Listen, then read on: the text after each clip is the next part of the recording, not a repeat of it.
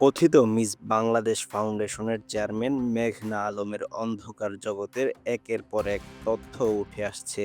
সৌন্দর্য, স্মার্টনেস ও ইংরেজি জানার কারণে দ্রুতই যে কারো কাছে নিজেকে মোহনীয় করে তুলতে পারতেন মেঘনা। তবে ইতিবাচক এসব গুণকে প্রতারণার হাতিয়ার হিসেবে ব্যবহার করেছেন তিনি। শুধু তাই নয়, তার প্রথম দিকের টার্গেট ছিল গুলশান, বনানী ও ধানমন্ডির ধনাঢ্য পরিবারের সন্তানরা। পরে নিজের নামে একটি প্রতিষ্ঠান খুলে প্রতারণার সঙ্গে আষ্টে পৃষ্ঠে জড়িয়ে যান তিনি। অভিযোগ রয়েছে, বাংলাদেশে দায়িত্ব পালনকারী বিদেশি রাষ্ট্রদূতদেরও প্রতারণার টার্গেট করেছিলেন মেঘনা। ইভেন্ট ম্যানেজমেন্টের ফান্ড সংগ্রহের নামে হাতিয়ে নিতেন মোটা অঙ্কের টাকা। অবশেষে ফাঁদে ফেলতে চেয়েছিলেন সৌদি আরবের রাষ্ট্রদূতকে। তবে শেষ পর্যন্ত আইন শৃঙ্খলা রক্ষাকারী বাহিনীর হাতে তাকে গ্রেপ্তার হতে হয়েছে। তার গ্রেপ্তারে সারা দেশে হইচই পড়ে যায়। মহানগর গোয়েন্দা পুলিশ সূত্র জানিয়েছে, শুধু সৌদি আরব নয়, বরং আরও দুই দেশের রাষ্ট্রদূতকে ফাঁদে ফেলেছেন মেঘনা। কিন্তু তারা মান সম্মানের ভয়ে কিছু বলেননি। তাদের কাছ থেকে প্রায় 50 লাখ টাকা হাতিয়ে নিয়েছেন মেঘনা। এদের একজন হলেন 2024 সালের নির্বাচনের আগের আলোচিত একজন রাষ্ট্রদূত, যিনি বিগত আওয়ামী লীগ সরকারের আমলে অবাধ নিরপেক্ষ নির্বাচন নিয়ে দৌড়ঝাঁপ করেছেন। তবে তিনি এখন আর সেই পদে নেই, নিজ দেশের অন্য একটি বিভাগে দায়িত্ব পালন করছেন। আরেকজন ছিলেন সার্কভুক্ত একটি রাষ্ট্রের রাষ্ট্রদূত, তিনি বর্তমানে বাংলাদেশেই কর্মরত। তারা দুজন পুলিশের কাছে কোনো অভিযোগ করেননি। মেঘনা আলমের সহযোগী দেওয়ান সমীরও পুলিশের জিজ্ঞাসাবাদে এসব বিষয় স্বীকার করেছেন। মামলার প্রয়োজনে ওই দুই রাষ্ট্রদূতের কাছ থেকে তথ্য নেওয়ার জন্য যোগাযোগ করবে ঢাকা মহানগর গোয়েন্দা পুলিশ। তারা ইতিমধ্যে একটি নোট তৈরি করেছে। সূত্র জানায়, একটি দেশের গোয়েন্দা সংস্থার সঙ্গে মেঘনার যোগাযোগ রয়েছে বলে তথ্য পেয়েছে ডিবি। বিষয়টি তারা খতিয়ে দেখছে। মেঘনার মোবাইল ফোন ও পেনড্রাইভ জব্দ করে ডিবি ওই গোয়েন্দা সংস্থার ব্যক্তিকে চিহ্নিত করার কাজ করছে। মেঘনার বিরুদ্ধে চলছে তদন্ত।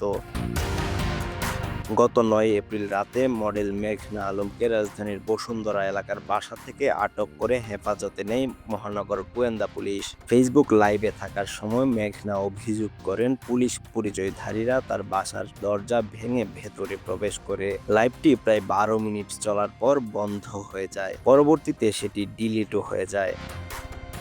স্বরাষ্ট্র মন্ত্রণালয়ের আদেশ অনুযায়ী পরদিন অর্থাৎ 10 এপ্রিল রাতে আদালত তাকে বিশেষ ক্ষমতা আইনে 30 দিন আটক আদেশ দেন। তিনি এখন কারাগারে আছেন। সুনির্দিষ্ট কারণ না জানিয়ে মেঘনা আলমের গ্রেপ্তারের ঘটনা আলোচনা সমালোচনার জন্ম দেয়। অপরাধে জড়ালে মামলা দিয়ে গ্রেপ্তার না করে তাকে কেন বিশেষ ক্ষমতা আইনের বিতর্কিত প্রিভেন্টিভ ডিটেনশন বা প্রতিরোধমূলক আটক করা হলেও তা নিয়ে প্রশ্ন ওঠে।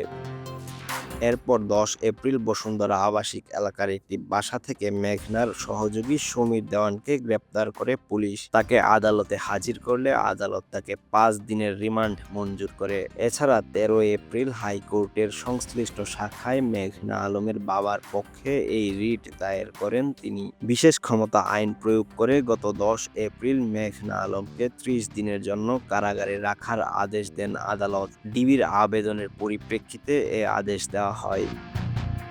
মেঘনাকে গ্রেপ্তারে সম্পৃক্ত ডিবির এক কর্মকর্তা জানান, সৌদির রাষ্ট্রদূতকে ব্ল্যাকমেইল করে টাকা হাতিয়ে নেওয়ার চেষ্টা করছিলেন মেঘনা। পরে সৌদির রাষ্ট্রদূত বিষয়টি কূটনৈতিক কোর কমিটির প্রধানকে অবহিত করেছিলেন। কূটনৈতিক কোর কমিটি ডিএমপিকে জানিয়েছিলেন। পরে মেঘনা আলম ও তার সহযোগীকে গ্রেপ্তারের আওতায় আনে পুলিশ।